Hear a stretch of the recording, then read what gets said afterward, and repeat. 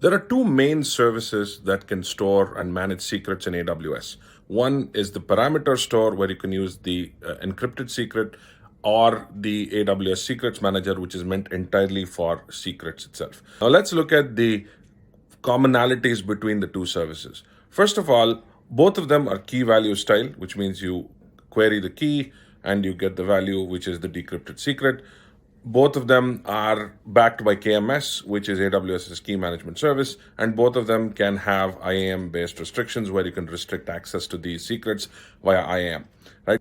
The first major difference between Secrets Manager and Parameter Store is that with Secrets Manager, you can rotate the key that is backing this particular secret, which means that if you have compliance requirements like PCI DSS and so on, you can use Secrets Manager to rotate the encryption key that is backing this particular secret, which is quite useful.